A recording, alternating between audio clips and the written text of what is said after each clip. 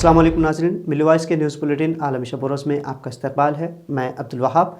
नाज़रीन, हम इस बुलेटिन में खबरें देखेंगे तफसील से, लेकिन उससे पहले आइए डालते हैं एक नज़र अहम खबरों की सुर्खियों पर। फ़लस्तीन के लिए दुआ ना करें, दिल्ली पुलिस की इमामों को वार्निंग। मुस्लिम पर्सनल बोर्ड ने कहा पुलिस को कोई हक नहीं। गज़ा में इंसानी बुनियादों पर जंगबंदी में वक्फ की करारदाद सलामती कौंसिल में मंजूर। फ़लस्तीन में बच्चों की हलाकत पर दिल बर्दाश्ता यूनेस्को की सफ़ीर शेखा मौज़ा ने ओहदे से दिया इस्तीफ़ा। तूफ़ान अल-अक़सा के बाद एक महीने में 2,30,000 इसराइलियों ने छोड़ा मुल्क। गज़ा में आम शहरियों की हलाकत पर वज़ीर-ए-आज़म नरेंद्र मोदी ने की मज़म्मत, मुज़ाकरात पर दिया जोर।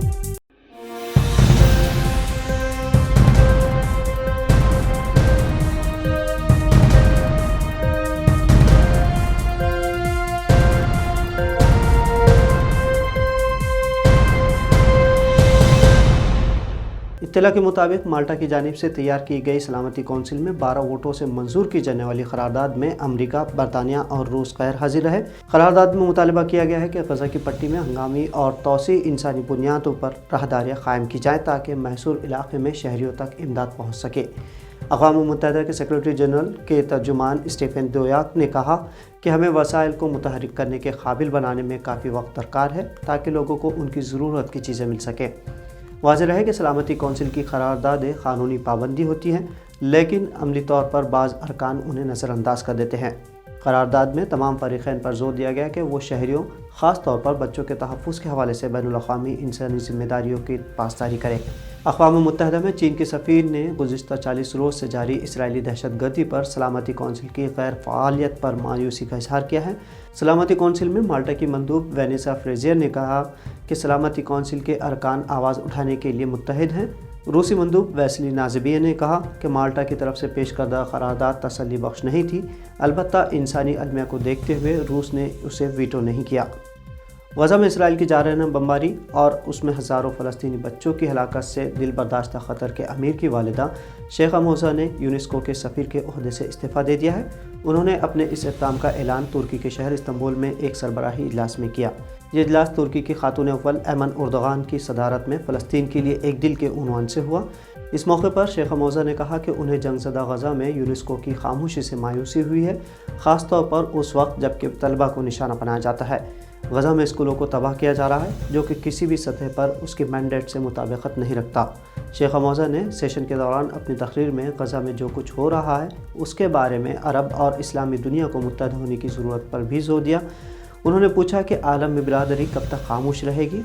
उन्होंने ये भी सवाल किया कि गज़ा में जराइम पर तनकीद करने वालों पर यहूद दुश्मनी का कैसे इल्ज़ाम लगाया जा सकता है। शेखा मौज़ा ने कहा कि गज़ा के लोग तारीख़ के नाजुक लम्हात में उम्मत के वक़ार की नुमाइंदगी करते हैं। उन्होंने जज्बाती अंदाज़ में कहा कि मैं गवाही देती हूँ कि ए फ़लस्तीन के बच्चों, तुम मर्द पैदा हुए और वक़ार का मुजस्समा हो। शेख मौज़ा ने साल 2003 से अक़वाम मुत्तहिदा की तालीमी, साइंसी और सखाफ़ती तंजीम यानी यूनेस्को के लिए बुनियादी और आला तालीम के लिए ख़ुसूसी एलची के तौर पर खिदमत अंजाम दी है। उन्होंने कई मंसूबे शुरू किए हैं। ये तंजीम तालीमी प्रोजेक्ट्स को स्पॉन्सर करती है और उन ममालिक में बच्चों की मदद करती है जिन्हें स्कूल में दाखिले में बहरान या मुश्किलात का सामना है। शेखा मौज़ा के इस इक़दाम ने आलमी सतह पर यूनेस्को के किरदार पर सवाल निशान लगाया है। इसराइल हमास जंग के दौरान दुनिया जहां इसराइल की वहशतनाक बमबारी का मुशाहिदा कर रही है और गज़ा के मासूम शहरी मौत के साए में ज़िंदगी तलाश कर रहे हैं, वहीं दूसरा मंजर कुछ और कहानी बयान कर रहा है। जंग के आगाज़ से अब तक 2,30,000 से ज़ायद सेहूनी इसराइल छोड़कर फरार हो चुके हैं। ये हम नहीं बल्कि इसराइल के अखबार टिमारकर की रिपोर्ट है। जंग को एक महीना मुकम्मल होने पर अखबार ने एक दस्तावेजी रिपोर्ट तैयार की है जिसमें सेहूनी रियासत छोड़ने वालों के बयानात को भी शामिल किया गया है। इस रिपोर्ट में पहली बार जंग और सलामती के तनाव के दरमियान इसराइल से फरार के रुझानात का जायज़ा लिया गया है।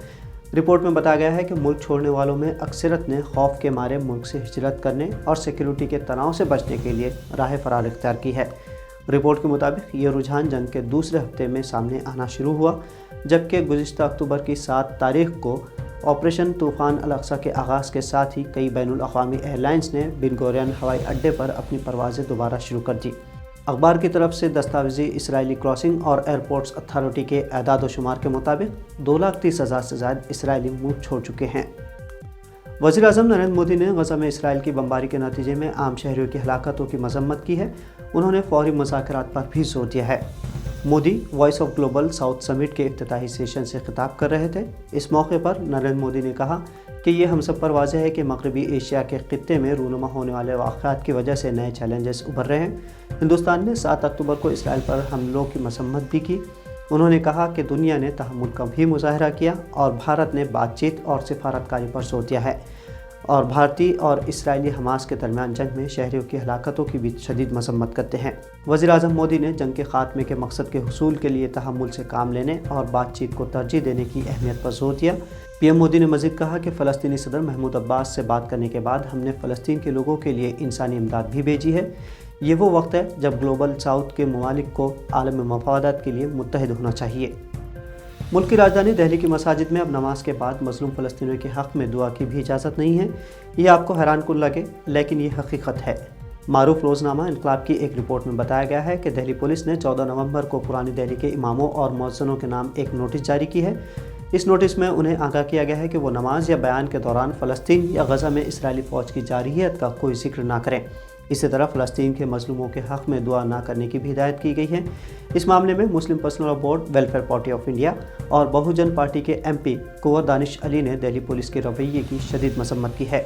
مسلم پرسنل لاء بورڈ کا کہنا ہے کہ مظلوموں کے حق میں دعا کرنا ایک لازمی عمل ہے اور پولیس کو دعا سے روکنے کا کوئی حق نہیں۔ دنیا بھر کی مساجد میں فلسطین اور غزہ پٹی کے لیے دعائیں مانگی جا رہی ہیں، جو اب اسرائیلی دفاعی فورسز کی مسلسل بمباری اور زمینی حملوں کی وجہ سے تباہ ہو چکی ہے۔ سعودی حکومت کی نئی ٹور پالیسی کو لے کر ٹور آپریٹرز میں بے چینی ہے۔ سعودی حکومت کی نئی پالیسی کے مطابق فی ٹور آپریٹر 2000 عازمین کو لے جانے کی اجازت دی جائے گی۔ ٹور آپریٹرز کا کہنا ہے کہ سعودی حکومت کی نئی پالیسی پر پاکستان، بنگلہ دیش اور انڈونیشیا میں عمل شروع ہو چکا ہے۔